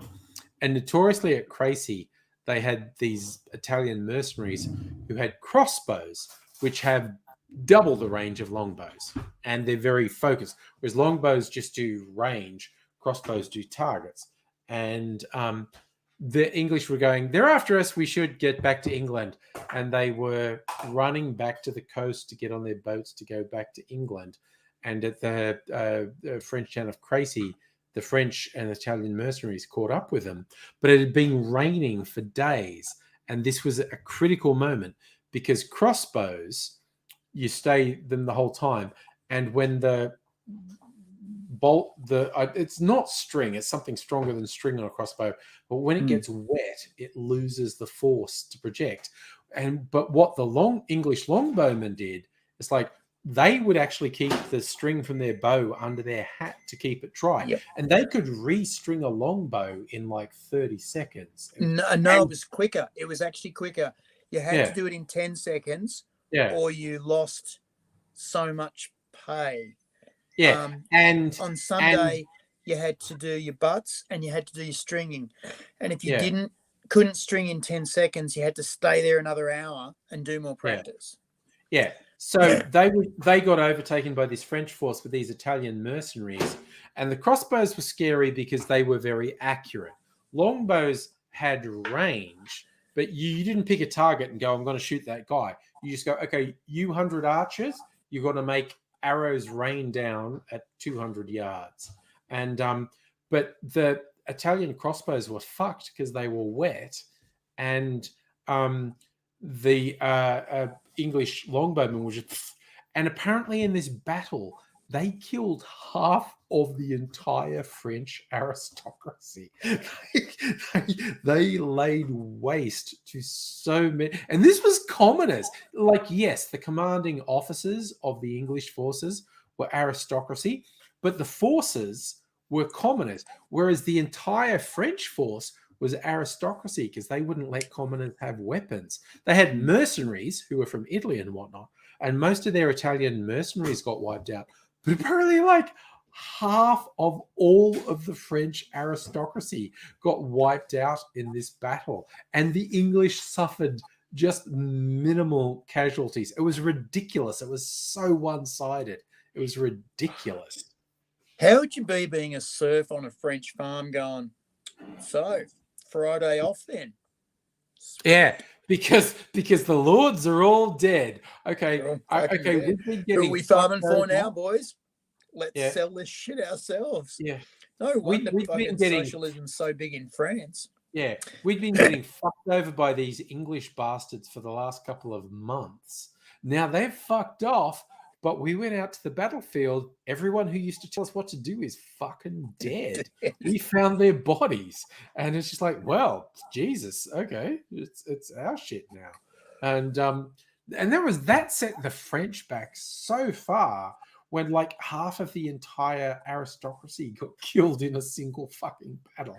It did actually, and the English came through and laid actual claim to a lot of France. Yeah. And they also years used and years to and do years, this a lot of terrible like thing. centuries. There were wars fought over bits of France that England had decided was theirs. It was a crazy situation, and then it settled down like 100, 200 years later when the French said, no, that side of the water is yours and this side of the water is ours. And then eventually they stopped punching on because the Germans looked a bit aggressive, and they went, do you want to maybe do a deal? And they went, and eventually the French and the English teamed up against it. But also, again, this thing crazy in other battles with the English and British, which lasted 100 years, the English would do terrible things like in their field camps, they had field latrines. They would dip their arrows and knives and swords in the shitters. So it's like, all we've got to do is scratch one of these motherfuckers. And they're fucked. And they will probably die. What we scratch them with will probably get infected, and they will probably die days or weeks down the line. Well, it's the same with the ninjas when they used to use the shurikens. They weren't meant to, as throwing stars were not meant to stick in. They were meant to slice, to whiz past and slice you. And guys had seen guys die of sepsis, and it would terrify people when they saw the shurikens come out and start whizzing around. They'd hit the deck, because dying of sepsis takes 3 days and is an agony beyond an agony. I mean, this is a culture that doesn't have any pain-killing medicine at all, and these guys would be just screaming for days, and as their organs liquefy. And so you start seeing and all the ninjas want to do is get away, right? The ninjas weren't there to fight you. They were there to get information and run away. But if they got caught, they had to get away. And they start throwing these stars around, and the people chasing go, fuck this. My pay grade does not include getting sepsis. I think the ninja got away this time. I would say Abigail's saying ninjas aren't real. The movie version of ninjas are not real. Ninjas were dishonorable assassins. Samurai were honorable warriors. Ninjas were dishonorable. Besides, my other favorite thing they had was eggs with gunpowder and flintstones inside them. So when you threw them, they were like little flashbangs. Or if you threw them in someone's face, you would fucking blind them because the eggshell would break and the gunpowder would flash burn in someone's face, and they would just be like, fuck this. And that was the getaway stuff, like throwing something that would just distract or fuck someone up enough for in the Koga province. If a samurai saw a woman blowing an egg, like blowing the yolk and albumin out of an egg, he would kill her. Because it was going to be used by a ninja. Because it was going to be used as a ninja smoke bomb. and a flashbang bomb, and they were such a problem that if you got caught blowing an egg in Koga and the other province, there are two provinces where the ninjas lived and were trained, and when Ieyasu, the first shogun, came to power, he cruised through the two ninja provinces and said, "Right, up, boys, it's going to be like this. You're working for me, and you're going to be under contract. And if you work for anyone else, I'm going to cut your dicks off. Do we have a deal?" And the ninjas went, "We are surrounded by 60,000 guys with lit torches. I think we'd better sign the contract." And they did. And the ninjas were entertainers, and they were gardeners. All the gardeners at the palace of the emperor and the shogun, because remember, they've all got gardening tools, were all apparently way too fit to be gardeners. And they were watching everybody move around, and it was really weird. The garden was watching me all the way from the gate to the door. It was weird. I don't know. He was the gardener. These gardeners could fucking move. If you did anything dodgy, they would move real quick and fuck your shit right up. They were like, hell bouncers, but they were effectively the espionage force of modern Japan, and the modern Japanese intelligence services is actually rated by most intelligence services around the world as being the most professional in the world, and they proudly trace their lineage back to the ninjas, who were supposed to get information, bring it back to their boss, tell them what it was, and then just slink into the shadows and just disappear. They were supposed to be they came up with the idea of the grey man. You weren't supposed to be noticed. You were supposed to be boring. You were supposed to be just someone you'd forget in a crowd. Whereas samurai were very flamboyant and very much about being noticed and respected. Yeah, and that was another reason they didn't like them. Because you know what? I just want to made me think of Disney Plus commissioned a series of Star Wars animations called Visions. There's like half a dozen different anime studios in Japan. They said, "We want you to do a short animation in the Star Wars universe. You have complete freedom because it's outside the saga. It's outside canon. Whatever you do, it can't have any effect on the saga canon. So you can just take the idea of Star Wars and do whatever you want." And one of them, which I quite liked, it was basically a Ronin Sith, and it was very nicely done. But yeah, they do it. There's quite a few different styles done in it. It's not like my favorite thing ever. There's 6 or 7 or 8 of these short animations done by different anime houses.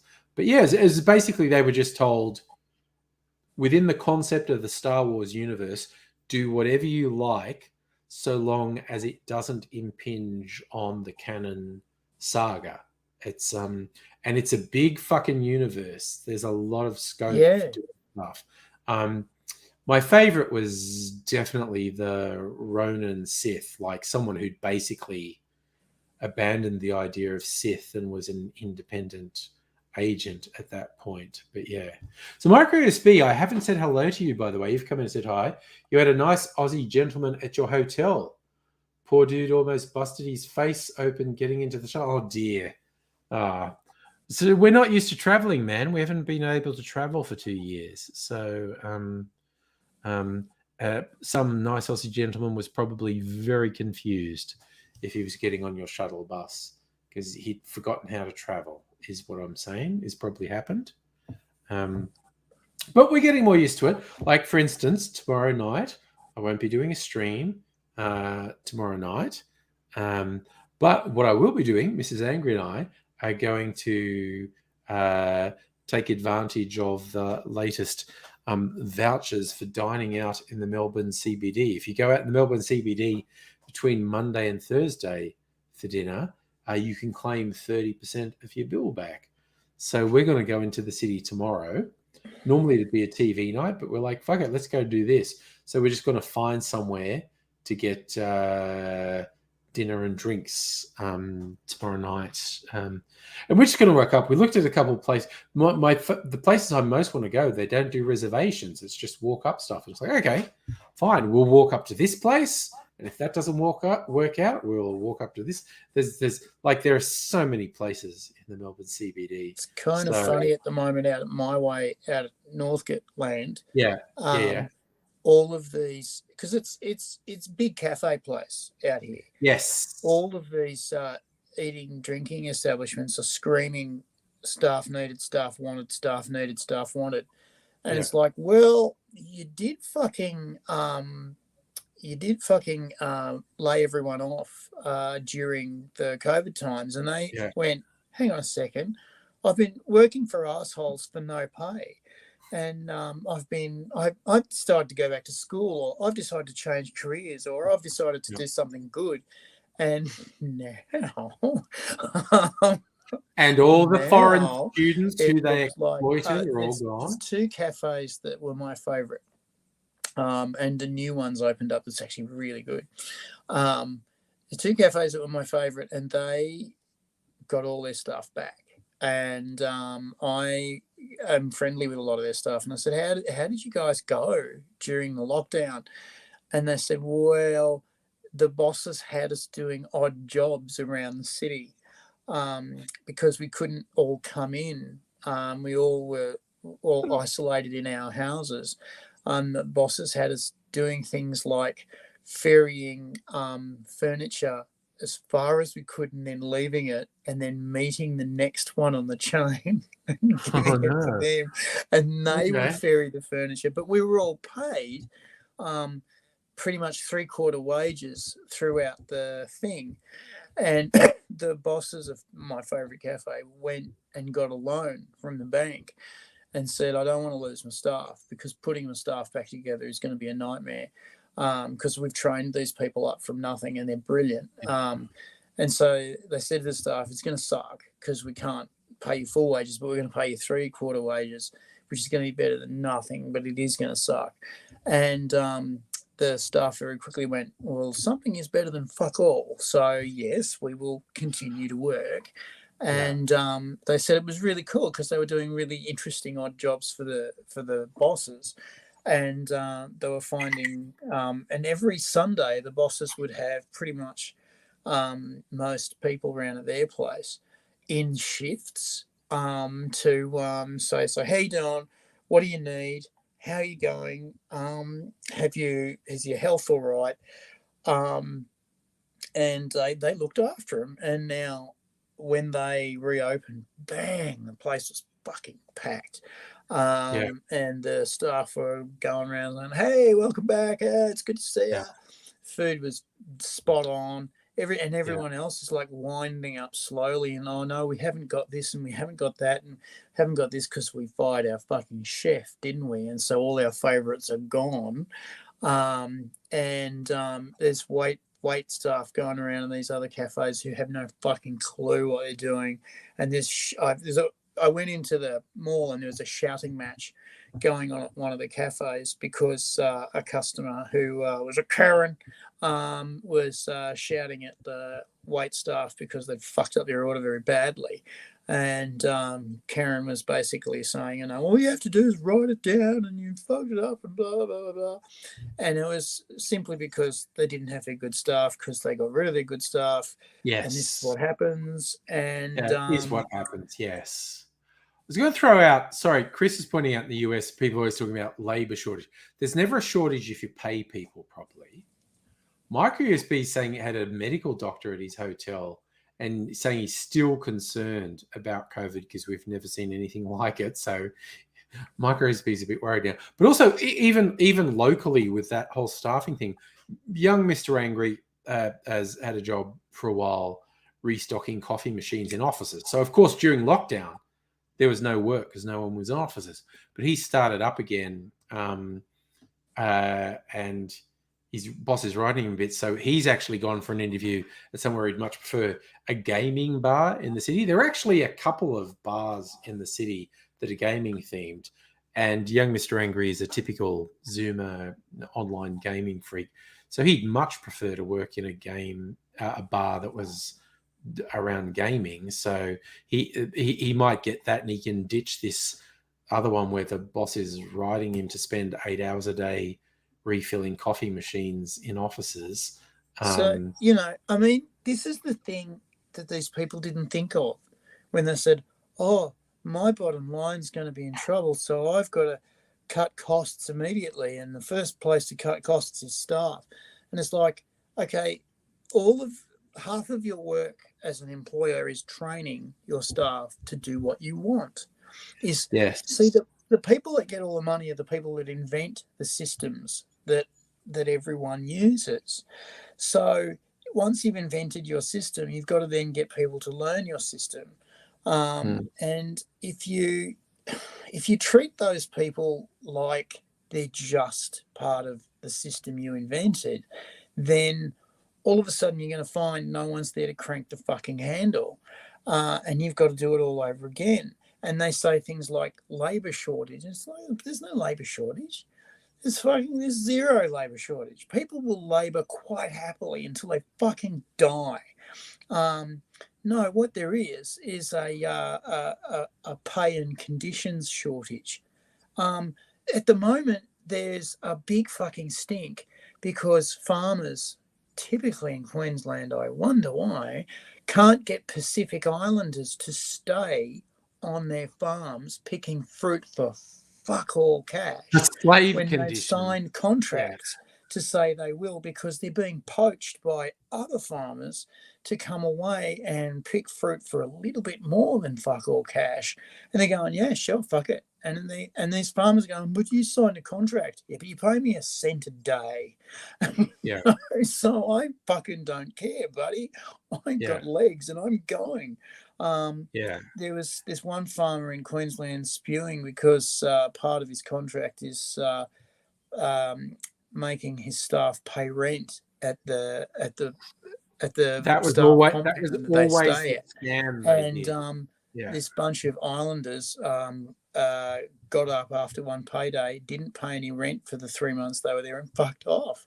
I just thought that was fucking awesome, because I've always thought that was outrageous, that you pay these people bugger all and then you charge them rent to stay, because they have to stay on these farms because there's sprawling, huge concerns.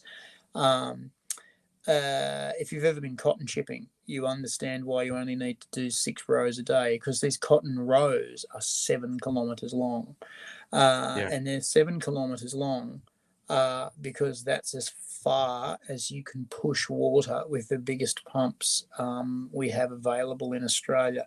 The biggest pumps are available only because of the electricity you can provide to those pumps. If we had more electricity, they'd make the rows longer.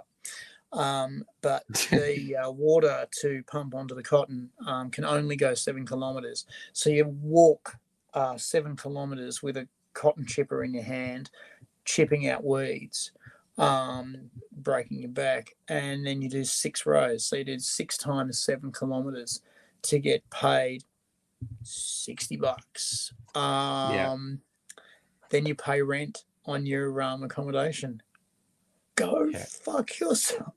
Oh yeah, no. So many of those farmers fuck people over and scam them with things like, oh yeah, you have not just accommodation, but you have to pay $200 a week for the food we provide, which is like $20 worth of food, and it's just they're fucked. And as Kirsten pointed out, in a whole range of industries, a huge amount of people have realized they'd been putting up with a really shitty job and they've quit because there are more options now and people have to make it worth their while.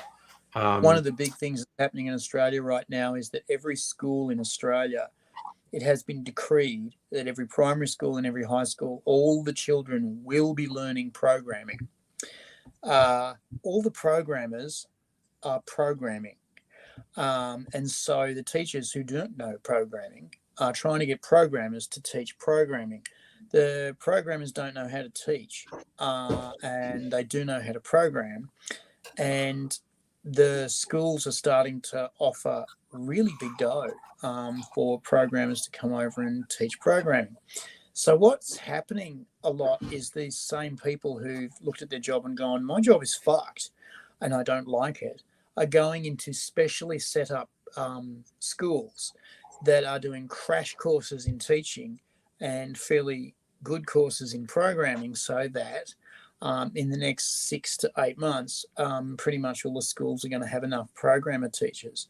But at the moment, in a lot of schools, one programmer teacher is doing everybody, and they're doing like 8 to 10 hours a day, and they're on triple time.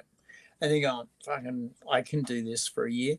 I'll have a house by the end of this. And so a lot of these other people are going, I'm not going back to that restaurant. I'm not going back to that office. I'm not going back to the cube farm. And I'm definitely not going back to the call centre. Call centre wages have gone through the roof because people are going, fuck this shit being shouted at by fuckwits is nothing I want to do for zero cash.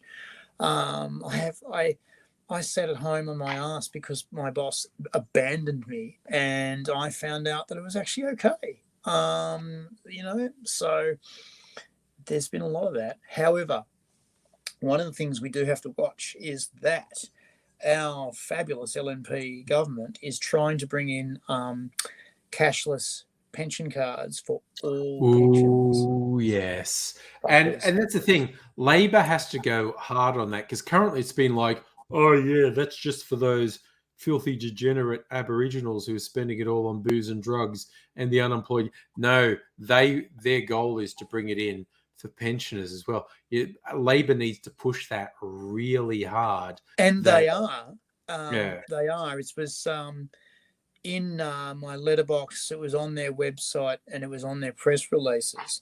But I note with keen fucking view that the press has not touched it. That's a bother.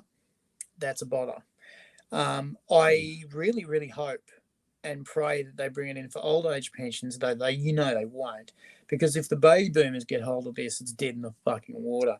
What I want is for some Labor kid to jump up and go, they're going to do it for old age pensions as well. And then it's dead. It's gone. Because they will make the biggest noise and scream and bitch and stamp and spit. And it won't matter if you say it's a lie. They'll go, no, you can't do that. You can't tax it's my money. No, it's not. People say to me, oh, you can't do this, you can't do that. It's pensioners. And I always go, I understand that the pension that I am on, the disability pension, can be taken away from me at any moment. I am grateful to withdraw it from the Australian people every couple of weeks, but it can go away. With a sign of the pen, it's gone. I am not owed a living. I am not owed a fucking healthcare or anything.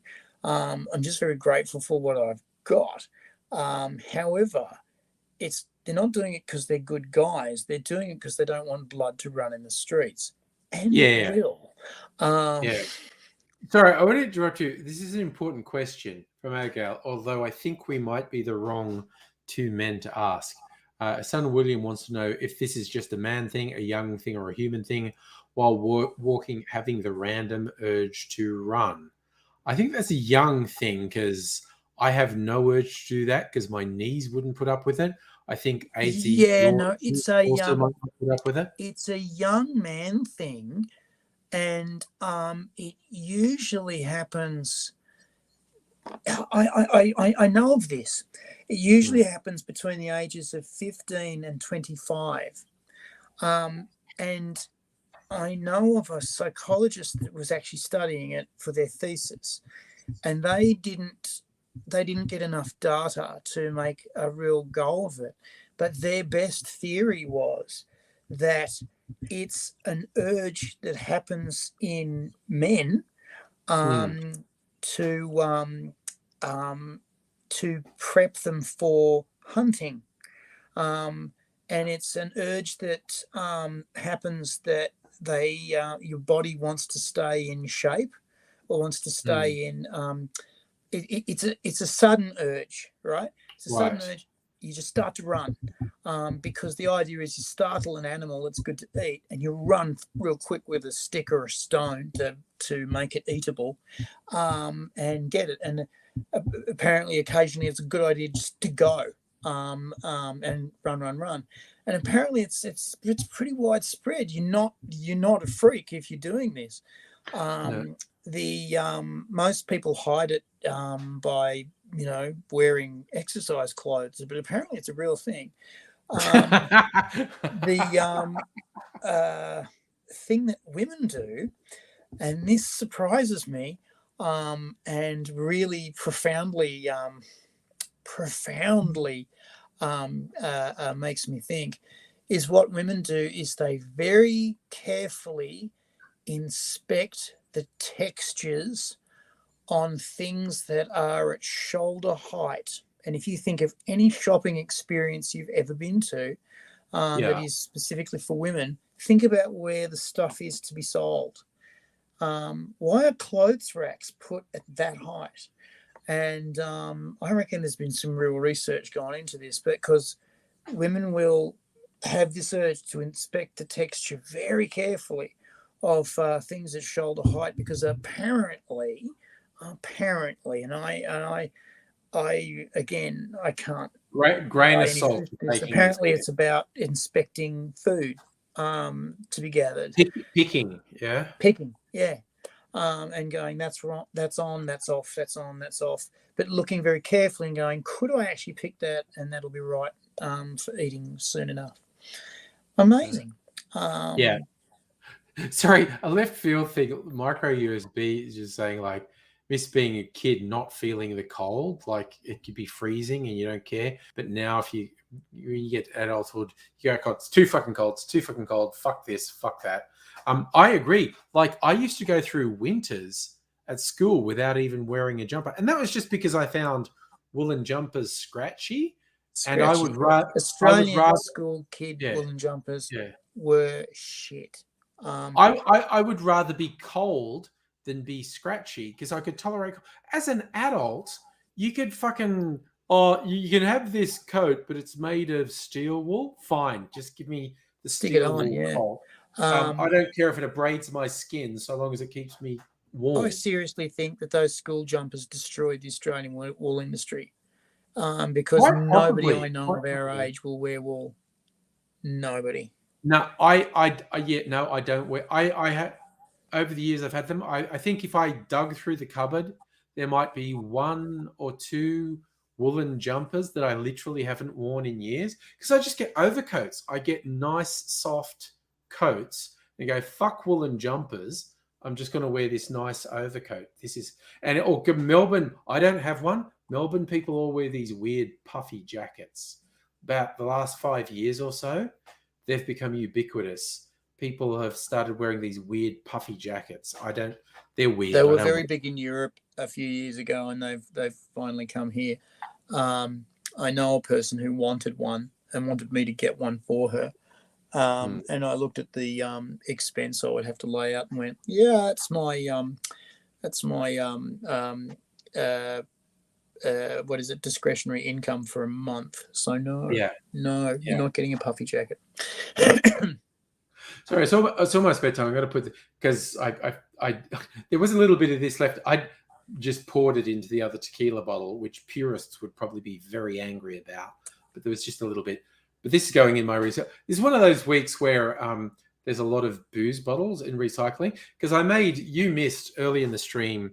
I made a Rum Old Fashioned. I made this really nice sugar syrup that was with like raw sugar and like cinnamon and cloves and orange peel and stuff, and I brewed it up on the stove, and I used multiple rums and bitters and this sugar syrup. But I used, there were 2 bottles that had about 200 mils left in them, and they both went in. And then I put about 100 mils of 2 other bottles in. So those bottles are, but it's like I didn't actually finish them. I just emptied those bottles into another. But so there's like 3 or 4 booze bottles in my recycling at the moment. So it's like one of those weeks where it looks like I'm a chronic alcoholic, because it's like, oh God, how much spirits does this guy go through? Technically, like I bought this tequila bottle like a year Only ago. been 2 bloody weeks, mate. You've really got to slow down, buddy. And although there are 2 rum bottles in there, I didn't even finish those. They're now in a mixed drink. They're in a bottled old fashioned, which is in the fridge. I've taken to making big batches. The way you described it sounded like mulled rum. Oh my God, it was great. Like I had it earlier. It even has this sort of smoky characteristic, which I think comes from the spices that were in the sugar syrup. But I had some overproof rum and some pineapple rum and a couple other sorts of rums and bitters, and it's got a really earthy, smoky flavor, and it's really, really. But it's a real sipper. Like, unless you're a fucking animal, it's not the sort of thing that you're just gonna scull. Like you take it and go, oh yeah, no, that's it. You just take a sip and then you put it down and go, warm. And then you go, now I'll have another sip. And you go, warm. Yeah. Okay, MicroSP's off to work. I'm off to bed. I'm being told. So see all your phone, folks. Like I said, it won't be on a stream tomorrow night. Probably will be on Thursday night. So we'll see what that. If I'm not in hospital, I'll see you then. Very good to be on your device. Thank you very much for letting me be on there. And see you later. See you later, fine folks. Have a good time. See you.